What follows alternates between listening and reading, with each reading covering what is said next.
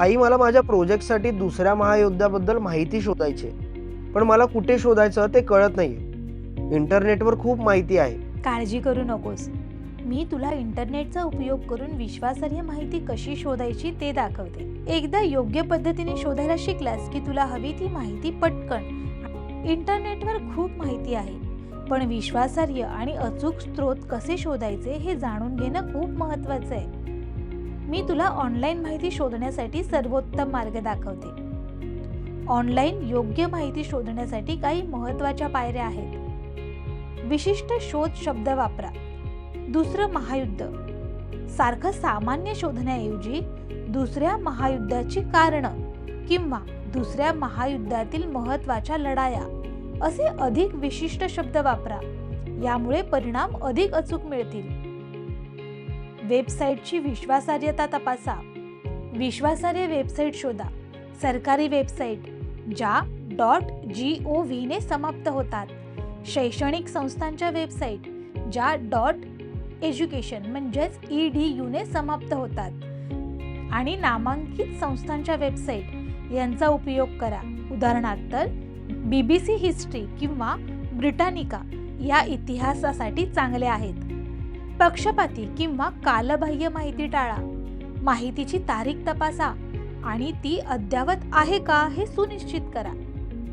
अत्यंत पक्षपाती किंवा मतांवर आधारित वाटणाऱ्या वेबसाईट टाळा. संशोधनासाठी विश्वासार्ह स्रोत वापरा, म्हणजे गुगल स्कॉलर किंवा JSTOR यांसारख्या वेबसाईट शैक्षणिक लेख आणि संशोधन पाहता येतात. यांमुळे अधिक सखोल आणि विश्वासार्ह माहिती मिळते. माहिती मिळाल्यावर ती तपासायला थोडा वेळ द्या. स्वतःला प्रश्न विचारा. लेखक कोण आहेत? ते तज्ज्ञ आहेत का?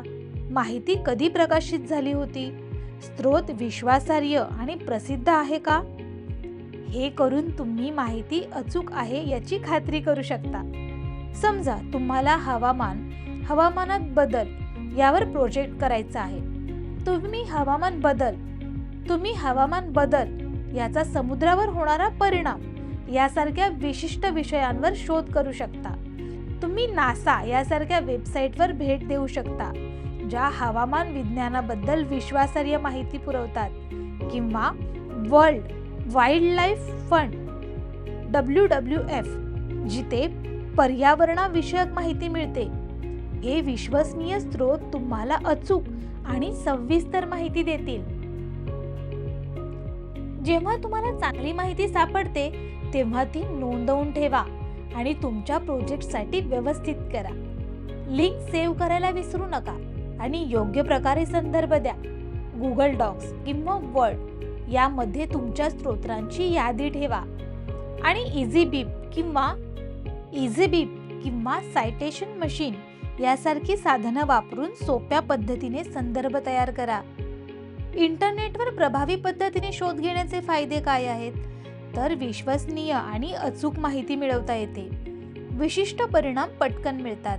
स्रोतांची विश्वासार्हता तपासून समालोचनात्मक विचारांची सवय लागते.